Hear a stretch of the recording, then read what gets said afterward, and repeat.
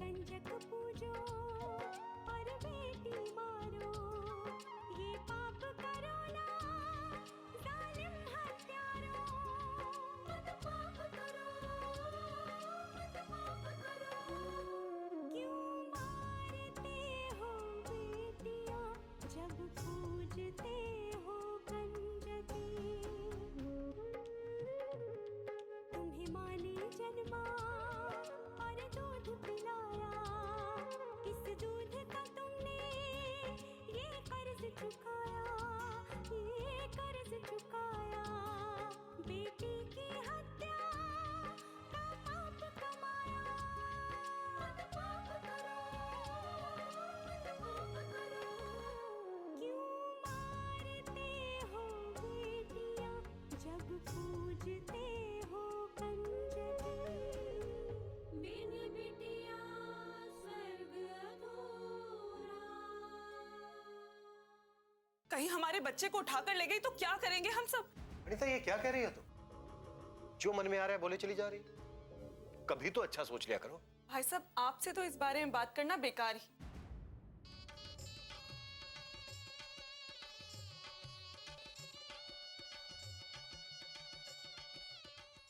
आप लोगों को इसकी गलतियां दिखाई नहीं दे रही हैं? और आपको सिर्फ गलतियां दिखाई देती भाभी? लक्ष्मी जब से इस घर में आई है आप कोई मौका नहीं छोड़ती उसे जलील करने का, जली कटी सुनाने का। जो कुछ भी हुआ ठीक नहीं हुआ ठाकुर साहब, हमें अपने आप पर काबू रखना चाहिए था।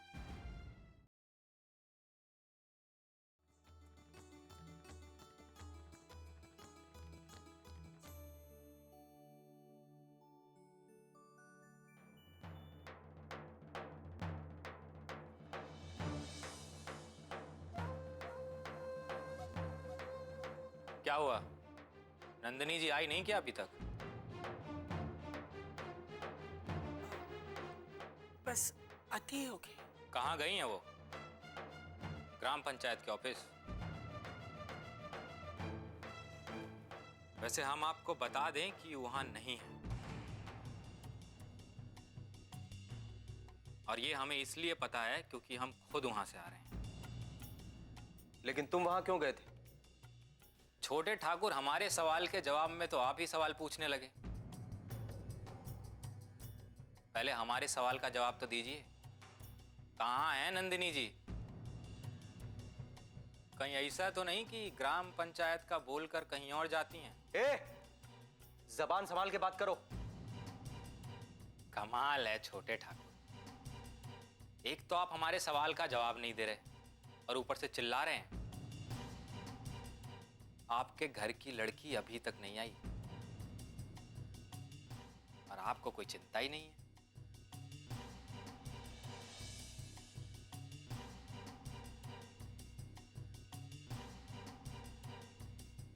नंदिनी, कहाँ रह गई थी बेटा? हमें तुम्हारी चिंता हो रही थी। हाँ, बताइए नंदिनी जी, कहाँ थी आप? और ये आपका चेहरा कहाँ इतना बुझा बुझा लग रहा है? बेटा सब ठीक तो है ना? कुछ नहीं माँ, वो सर में थोड़ा दर्द था। हे राम, तो तुम जल्दी घर आ जाती बेटा। घर के लिए निकली थी, लेकिन रास्ते में ज्यादा तबीयत खराब हो गई तो ललिता के घर चली गई थी। ये तूने अच्छा किया। अभी तू आराम कर, मैं तेरे लिए दवाई लेकर आती हूँ। नहीं माँ, दवाई ललिता ने दे दी थी मुझे, उसी से आराम हुआ तो मैं घर के लिए निकली। नंदिनी, इस गांव में बहुत सारे लोग जो बिना बात के बतंगड़ बनाते हैं, लेकिन तुम डरना नहीं, तेरा भाई तेरे साथ है। और एक बात हम भी कह दें ठकुराइन, धुआं वहीं उठता है जहां चिंगारी होती है।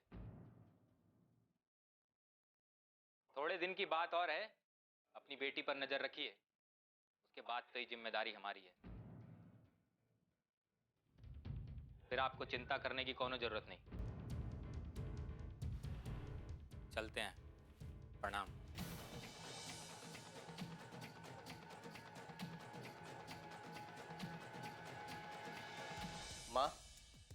देख रही है ना आप, इसकी जबान दिन ब दिन ज्यादा लंबी होती जा रही है। मुझसे अब बर्दाश्त नहीं होगा, बिल्कुल बर्दाश्त नहीं होगा। नंदिनी,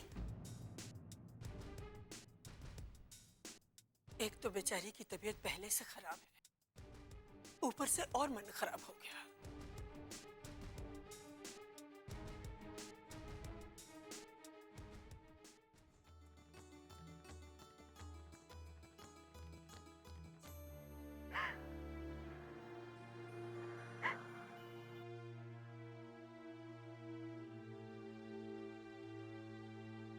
और आपको सिर्फ गलतियां दिखाई देती हैं। लक्ष्मी जब से इस घर में आई है, आप कोई मौका नहीं छोड़ती उसे जलील करने का, जली कटी सुनाने का। देवर जी, मैं तो बस इतना कहना चाहती हूँ कि पराये लोगों पर इतना भरोसा नहीं करना चाहिए। आज सिर्फ चोट लगी, लेकिन कोई बड़ी दुर्घटना भी हो सकती थी। तो पता नहीं आज विराज घर वापस आता भी है। अरे आप लोगों को पता है ना आजकल कितने बच्चा चोरी के केसेस हो रहे हैं।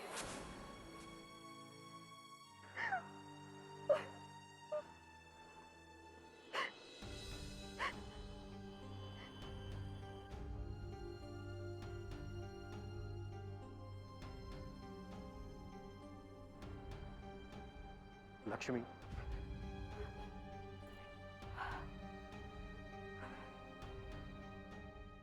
लक्ष्मी, मैं जानता हूं अनीता ने जो कहा है उससे तुम्हें बहुत दुख पहुंचा है।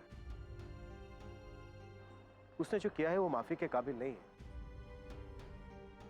फिर भी उसकी तरफ से मैं तुमसे माफी मांगता हूं।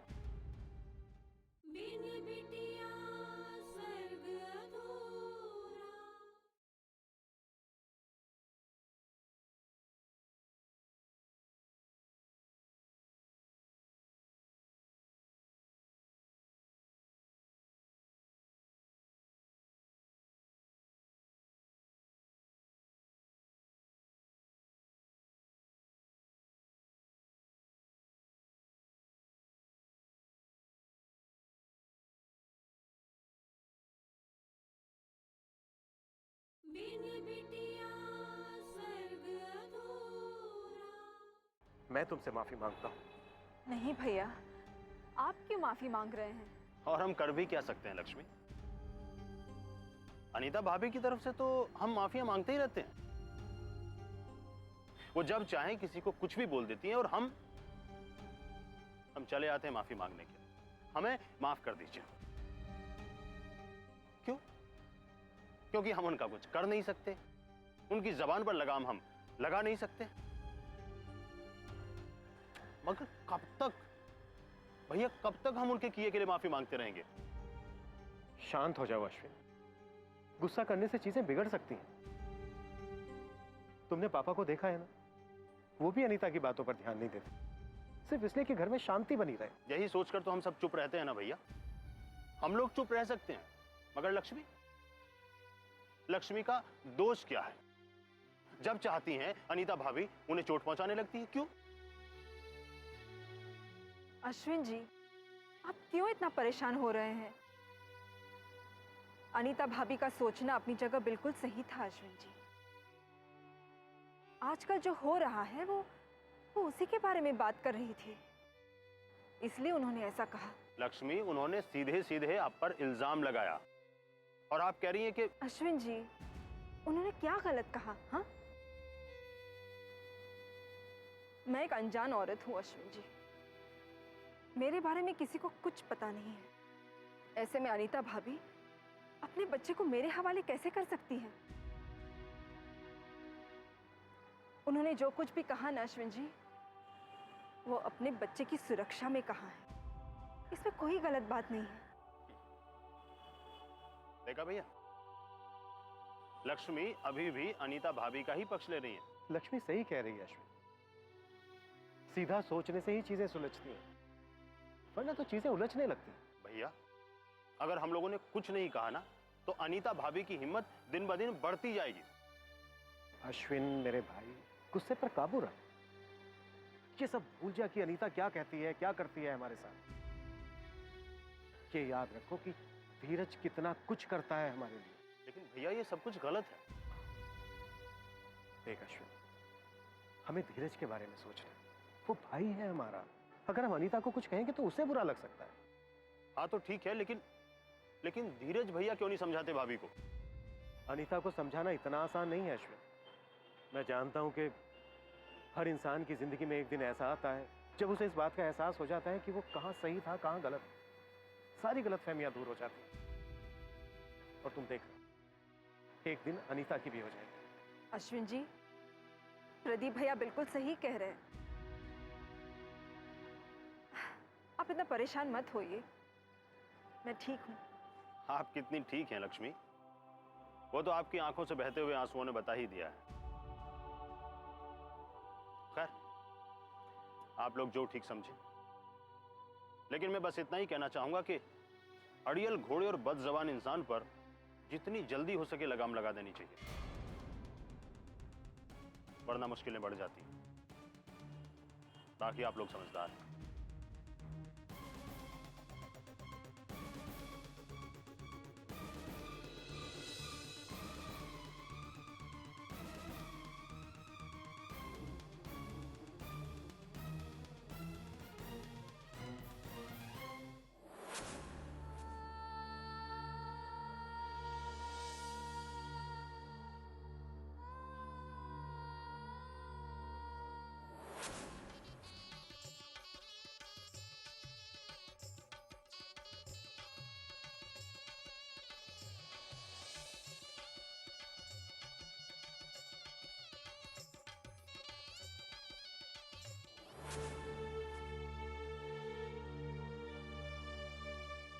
आज तुम्हारी बहू भागी है हवेली से, कल तुम्हारी बेटी हमारे घर आकर ये हरकत नहीं करेगी, इसका भरोसा कैसे करें हम? हमारी सोच बिल्कुल सही है। लड़कियां मनहूस होती हैं और घर में सिर्फ बर्बादी दिखती है। हे भगवान, ये किस दुविधा में डाल दिया है आपने मुझे। एक तरफ उदय है जिन्हें मैं बहुत चाहती हूँ, और एक तरफ बाबूजी का मान सम्मान। आखिर क्या करूं मैं? कहाँ जाऊं? किस राह को अपनाऊं? क्या करूं?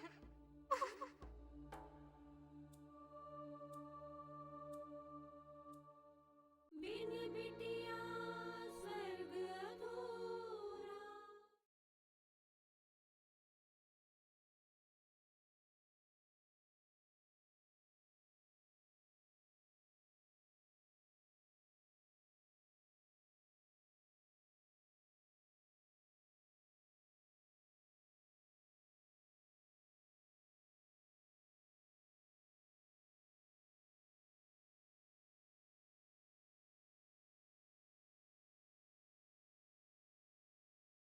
बिन बिटिया स्वर्ग अधूरा।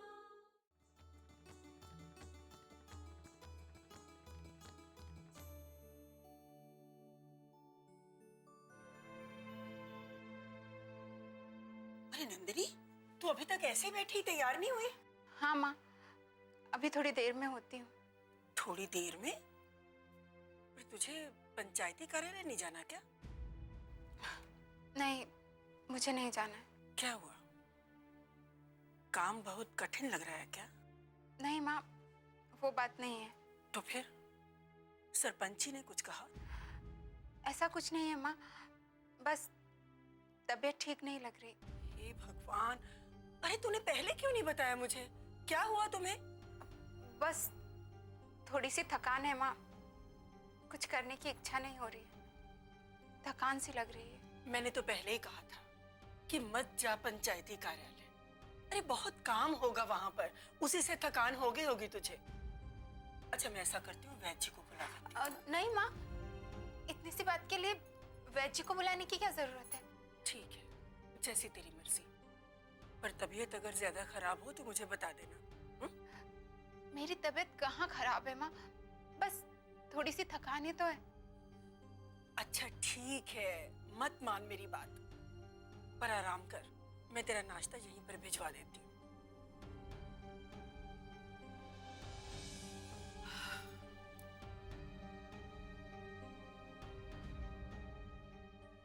हे भगवान, मेरी मदद करो।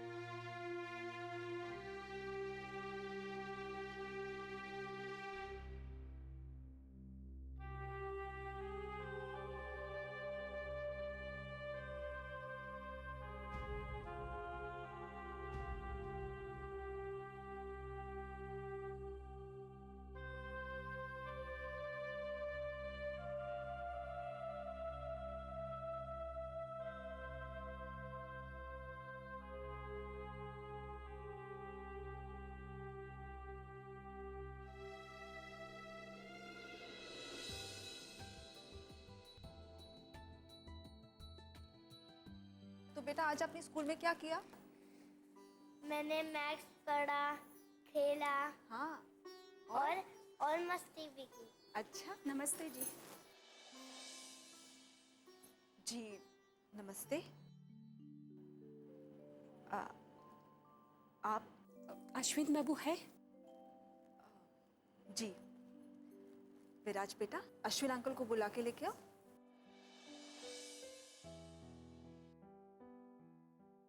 कौन है लक्ष्मी? अंकल जी, आप? जी ये इन्हें अश्विन जी से मिलना है।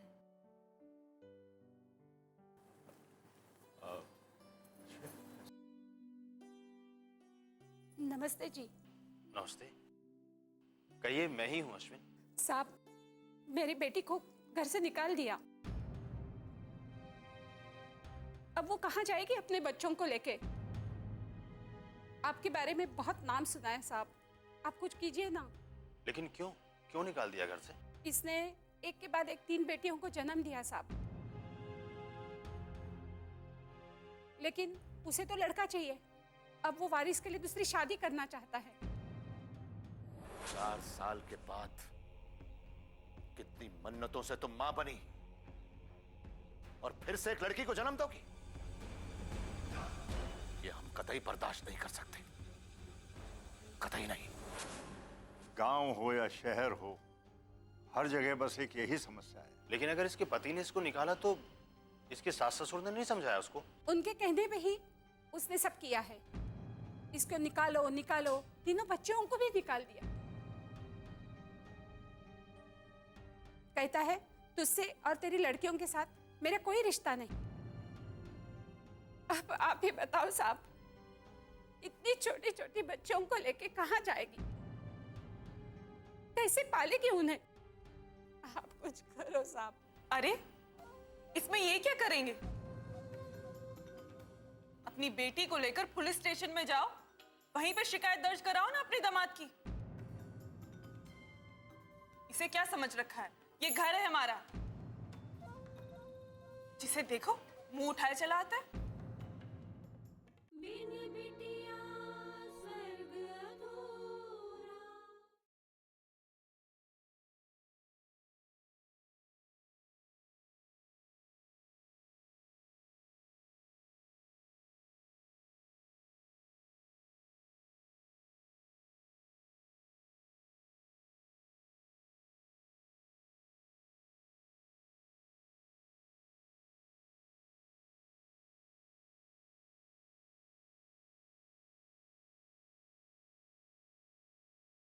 बिन बिटिया स्वर्ग अधूरा।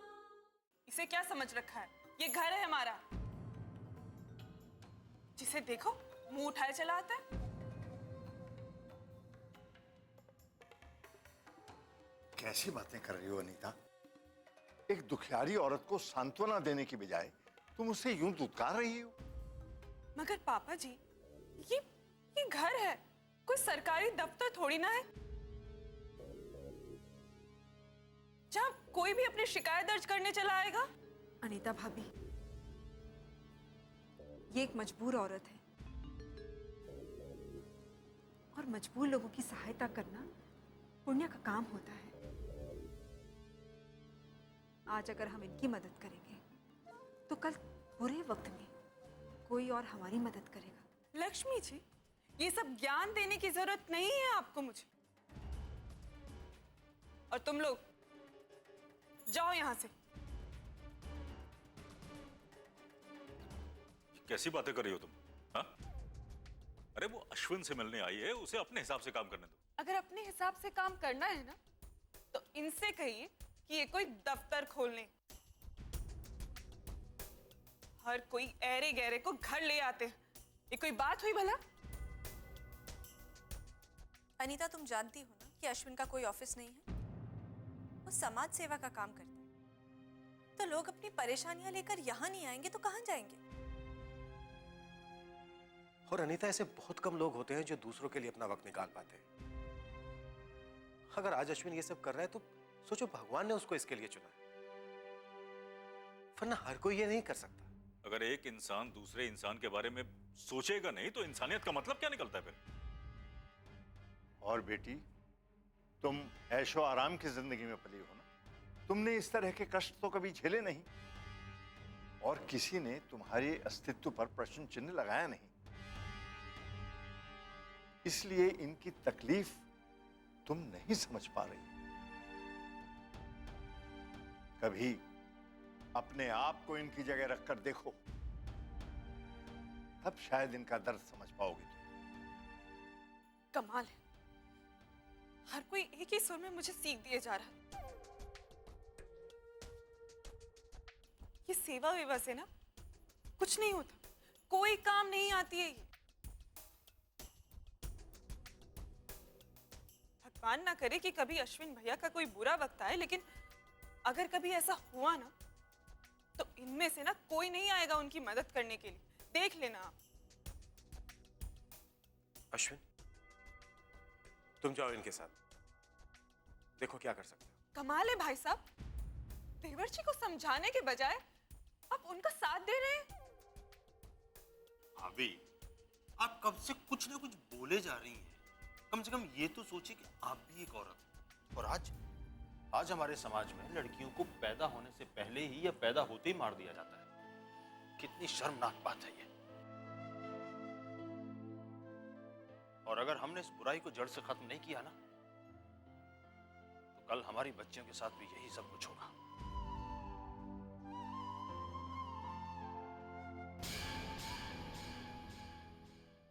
हम इस घर में किराएदार तो नहीं है, हम तो एक परिवार है और परिवार में एक दूसरे का मान रखना चाहिए। मैं तो थी भी नहीं यहाँ पर, बिना बात मुझे मत सुनाई। मैं बिना बात सुना रहा हूँ? अरे बिना बात तो तुम लोगों को सुनाती रहती हो, हर वक्त ताने मारती हो सबको। वंदना भाभी, प्रदीप भैया, अश्विन, किसको छोड़ा तुमने? बड़े बुजुर्ग ने कहा है कि ज्ञान जितना बांटोगी उतना बढ़ेगा।